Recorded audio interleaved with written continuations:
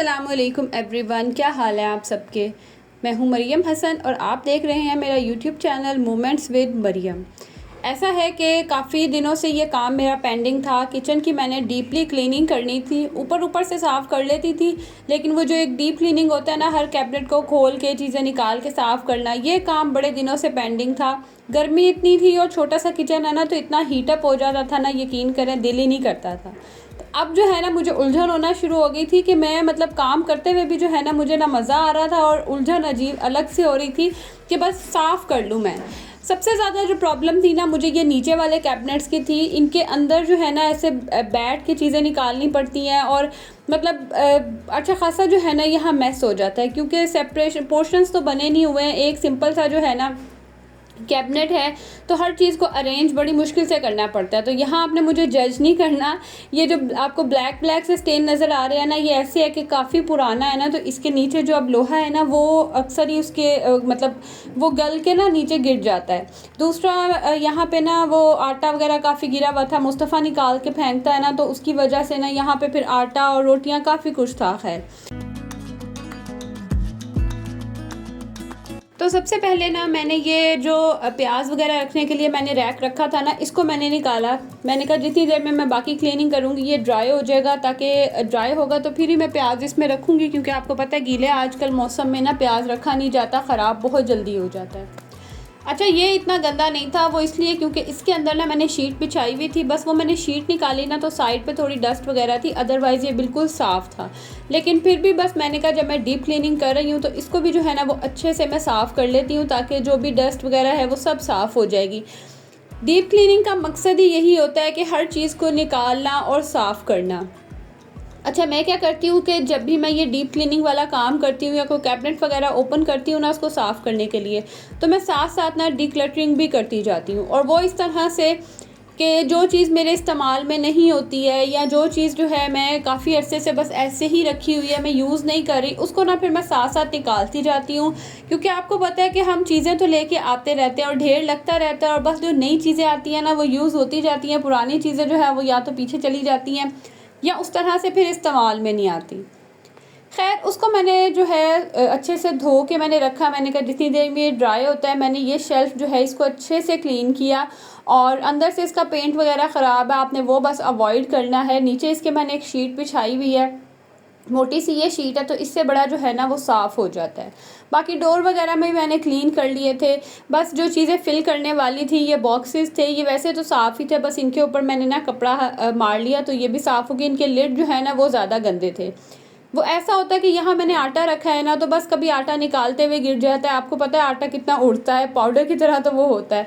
और या फिर ना कभी मुस्तफ़ा यहाँ घुस जाता है और जो चीज़ उसका दिल में आता है ना वो निकालता है, तो फिर मैं मना नहीं करती। आपको पता है बच्चों को ना किचन आइटम से खेलने का एक ख़ास किस्म का ही शौक़ होता है। आप जितने मर्ज़ी एक्सपेंसिव टॉयज़ ले आएँ, लेकिन जितने शौक़ से वो किचन आइटम से खेलते हैं ना, मेरे ख़्याल से इतने शौक़ से वो किसी और चीज़ से नहीं खेलते होंगे।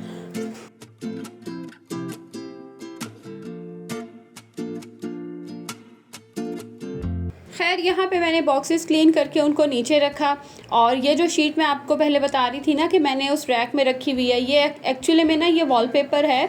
तो ये थोड़े से पीसेस मेरे पास पड़े थे, बस ये मैंने इसके अंदर बिछाए हुए हैं, और ये काफ़ी थिक होते हैं ना, तो इतनी जल्दी ख़राब भी नहीं होते हैं, और काफ़ी टाइम ही हो गया मैंने ये बिछाए हुए हैं और बिल्कुल ठीक है। बस डस्ट थी इनके ऊपर, आपको पता है जब प्याज और लहसुन वगैरह रखते हैं तो उनके ऊपर जो मिट्टी होती है ना वो थी, अदरवाइज़ ये बिल्कुल साफ़ थे।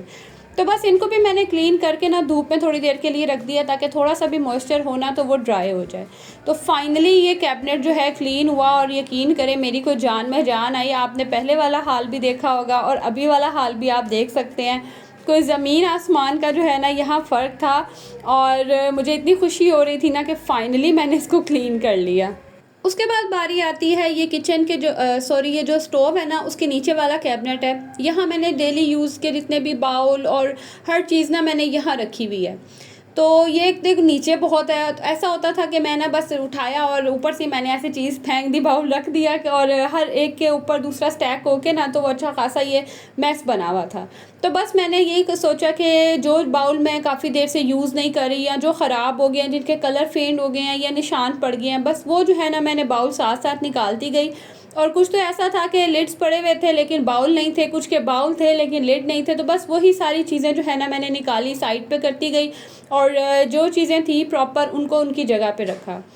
ऐसा है कि हर मतलब मुख्तलिफ साइज़ और शेप के जो है ना बाउल्स पड़े हैं, तो को जो जिसके ऊपर आ जाता है ना वो फिर रखा जाता है। अदरवाइज़ जिसकी शेप सबसे अलग होती है ना, वो तो बेचारा लावारिस की तरह कभी किसी बाउल के ऊपर, कभी किसी बाउल के ऊपर। तो इस कैबिनेट को जो है ना वो सेट करना या नीट करना बड़ा मुश्किल है, लेकिन मैंने अपनी तरफ से पूरी कोशिश की।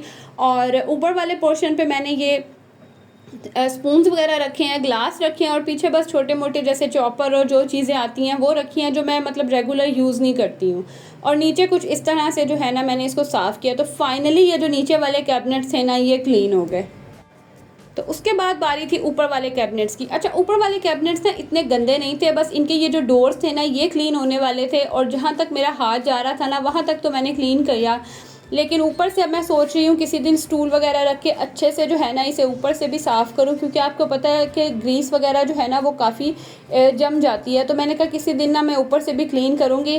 फ़िलहाल मैंने इनको यहाँ से ही साफ़ किया है। और दूसरा ये भी मैंने जो आपको दिखाया था दराज शॉपिंग हॉल में, मैंने ये रैक मंगवाया था ना, ये यकीन करें इतना को ज़बरदस्त है। एक तो क्वालिटी इसकी बहुत अच्छी है और दूसरा देख लें कि चीज़ें कितनी जो है ना वो नीटली अरेंज हो गई हैं। लाइक बाउल्स वगैरह ऊपर आ गए हैं, कप्स मैंने सारे नीचे रख दिए हैं। नहीं तो ऐसा था कि एक बड़ा सा ये कैबिनेट था ना, तो चीज़ों के ऊपर चीज़ें रखने का ये मसला होता था कि फिर निकालते हुए बड़ा इशू होता था। तो इस तरह से जो है ना मैंने बाउल्स वगैरह ऊपर रख दिया, कप नीचे रख दिए, तो बड़े अच्छे से मैनेज हो गया हर चीज़।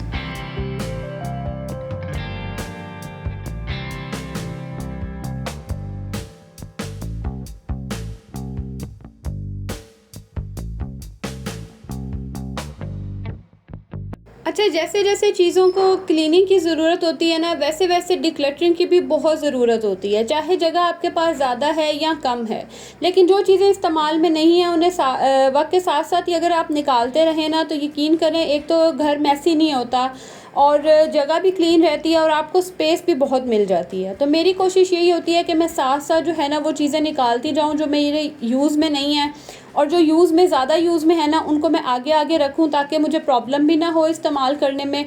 और फ़िज़ूल चीज़ें रख के, एक्स्ट्रा चीज़ें रख के ना मैं जगह भी जो है वो कवर ना करूँ, क्योंकि छोटा-सा किचन है मेरा, आप देख ही सकते हैं। यही 3-4 कैबिनेट्स हैं जिसमें मैंने अपनी ज़रूरत का सारा सामान रखा है और जो एक्स्ट्रा सामान वगैरह है ना वो सब मैंने फिर ऊपर स्टोर में रखा हुआ है। तो बस यहाँ पे फिर काउंटर्स वगैरह सारे क्लीन हो गए थे, सॉरी कैबिनेट्स वगैरह सारे क्लीन हो गए थे। बस अब बारी थी काउंटर टॉप की। तो सोच रही थी कि यहाँ पे जो है ना थोड़ी सी अब चेंजिंग करूँ, क्योंकि ये वो एरिया है जो मुझे नज़र आता है और यहाँ साफ़ सुथरा सा एरिया होना तो बड़ा अच्छा लगता है।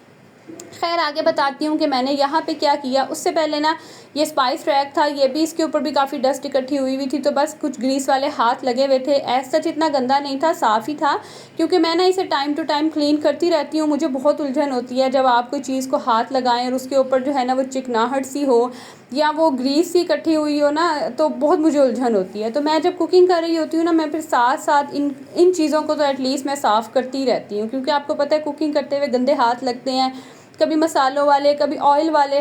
तो ये चीज़ें अगर साथ साथ ना क्लीन करें तो फिर इनके ऊपर कोई डार्क किस्म के स्टेन्स पड़ जाते हैं, जिन्हें रिमूव करना फिर बहुत मुश्किल हो जाता है। तो बस यहाँ पे फाइनली मैंने जो है ये चूल्हा भी क्लीन किया। और इसकी जो बैक ये टाइल है ना, ये भी बहुत जल्दी गंदी हो जाती है, क्योंकि यहाँ पे छींटे वगैरह पड़ती हैं। और दूसरा मैं यहाँ पे रखती हूँ ना तवा, तो उसकी वजह से भी उसके भी जो है ना निशान पड़ जाते हैं। तो बस इसको भी मैंने क्लीन किया और रैक्स जो है इनको भी साफ़ करके जो धो के मैंने ड्राई करके जो है इसको इसकी जगह पे रखा था। और नीचे जो है ना ये मेरे पास एक रैक पड़ा हुआ था, मैंने बाज़ार से ही लिया था। वैसे दराज पे भी ये बहुत इजीली मिल जाता है, लेकिन दराज पे ये थोड़ा सा एक्सपेंसिव है। मैंने तो जो है ना लोकल मार्केट से लिया था और ये मुझे आई थिंक 150 का मिला था। प्लास्टिक का है लेकिन अच्छी जो है ना इसकी क्वालिटी है। तो बस इसके ऊपर मैंने जो ये प्लास्ट, सीज़र, किचन की ये सब मैंने रखी और फाइनली जो है वो किचन मेरा साफ़ सुथरा हो गया और इतना ब्राइट और इतना साफ़ लग रहा था ना कि देख के जो है वो मेरा दिल खुश हो गया था।